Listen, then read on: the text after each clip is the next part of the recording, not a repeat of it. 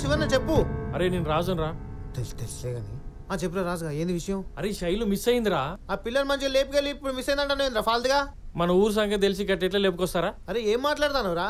రేపు మా ఇంట్లో ఎవరు ఉంటే లేరు, హైదరాబాద్ తీసుకెళ్లి చార్మినార్ చూపిస్తావు అని అడిగింది. సరే అని తీసుకొచ్చినా. అరే అది కాదురా, నువ్వు నా చెడ్డి దోస్తు కాబట్టి నేను నీ మాట నమ్ముతా. ఇంకా శంకర్ పటేల్ ఎందుకు నమ్ముతారా? మళ్ళీ మొన్న వాళ్ళ ఇంటికి పోయి సంబంధం కూడా మాట్లాడినావు. రే రాజుగా, వస్తే శైలితో రా, లేకుంటే రాకు. వస్తే మాత్రం ఉట్టి బలైతు.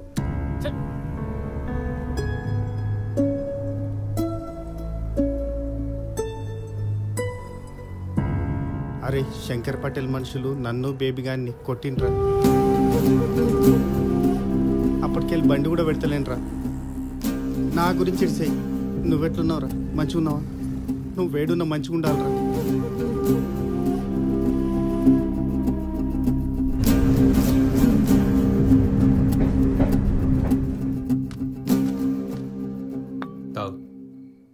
అరే అసలు స్టేషన్లో దిగిందా, మధ్యలో ఎక్కడైనా దిగిందా, అసలు బలవంతంగా ఎవరైనా తీసుకుపోయినరా? ఏం అర్థమైతలేదురా. ఎవరో బంధువులు కలిసి ఉంటారా, వాళ్ళతో పోయి ఉంటుంది అంతే. పోతే శంకర్ పటేల్ తెలుస్తుంది కదరా, ఇట్లా లొల్లేందుకు అవుతుంది? అది కరెక్టే.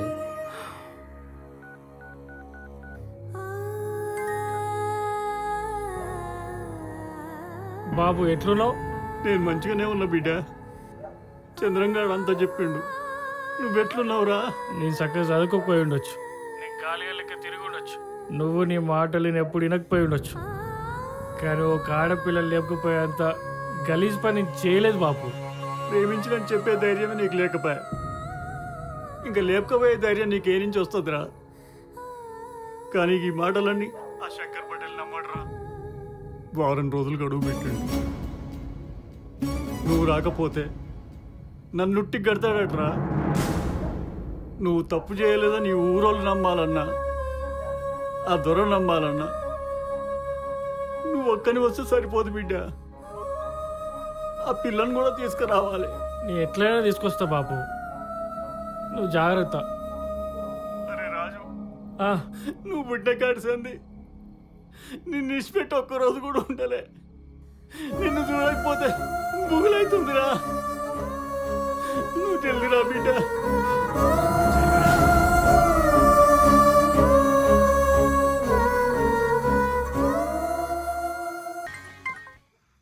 హలో. సారీరా రాజు, నిన్ను చూస్తే భయం వేసి నువ్వేమైపోతావు అన్న బాధతో అలా అన్నాను రా. ఎక్కడున్నావు? రూమ్కే వస్తున్నారా? ఏమైనా తీసుకురావాలా? ఏం అవసరం లేదు, నువ్వు రారా. ఓ చాయ్ రా భయ్.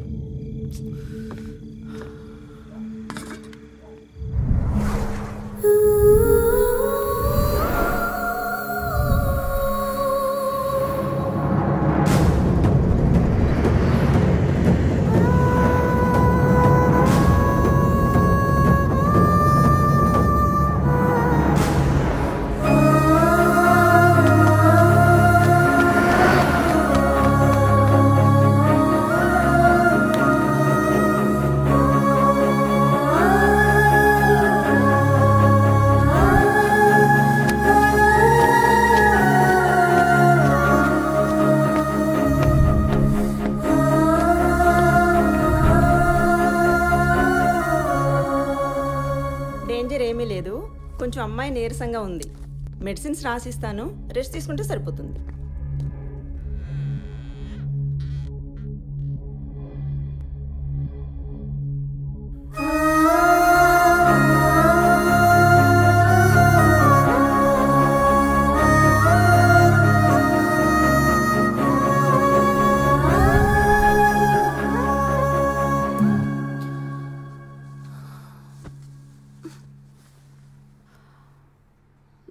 రాజు,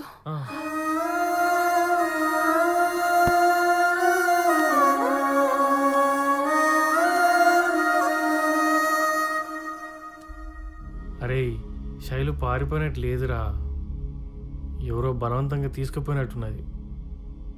శైలు ఇంత ముందులా లేదురా, భయపడుతుంది, వణుకుతుంది, అట్లా చూస్తుంటే మస్తు బాధ అవుతుంది. అందుకే ఏం అడగలేదురా. సర్లే రెస్ట్ తీసుకొని జాగ్రత్త. నేను సూర్యగాడు రమేష్ రూమ్కి వెళ్తాం. కొన్ని రోజులు అక్కడే ఉంటాం. ఏమైనా అవసరం ఉంటే కాల్ చేయి, ఓకేనా?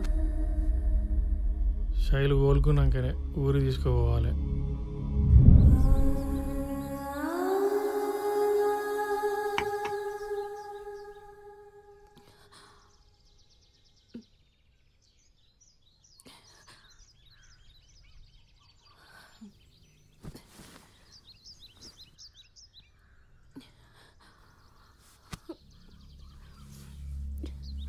ఇప్పుడు ఎట్లుంది?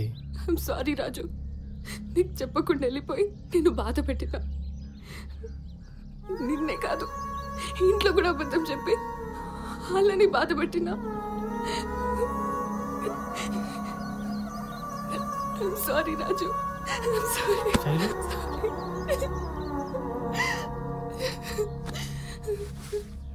ఏమైంది శైలు? ఎందుకు ఏడుస్తున్నావు? అసలు ఎక్కడికి పోయినావు నువ్వు?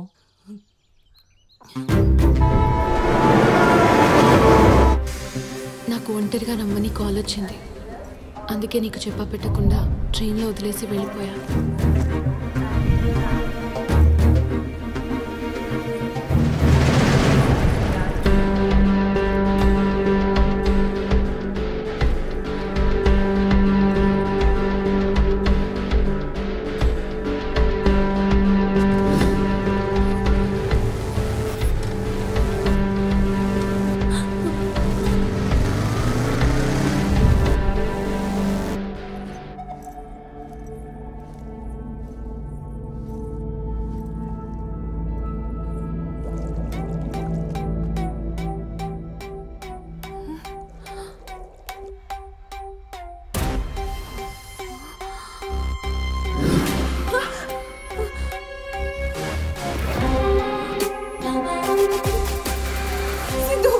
దుకాణం మొత్తం చూసిన ఈ కల్లా పెట్టి దాచేటది ఎందుకు? తీ, ఎన్నాళ్ళైంది శైలు నిన్ను చూసి. తీ,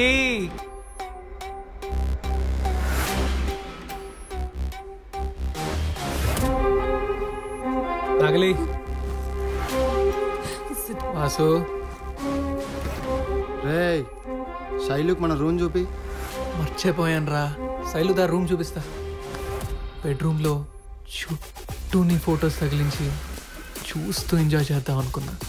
ఇంతలో నువ్వే వచ్చినావు. ఒరిజినలే.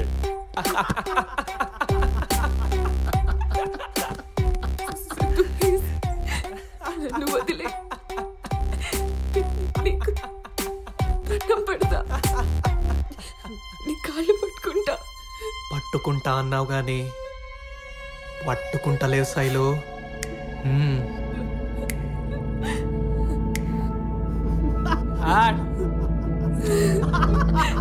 సిద్ధు ప్లీజ్ నన్ను వదిలే. నలుగురి ముందు నా కాళ్ళు పట్టుకునే గింత బాధపడినావు. కాలేజీలో అందరి ముందు నీ కాళ్ళు పట్టించుకున్నావు. నాకెంత బాధ అయ్యాలే.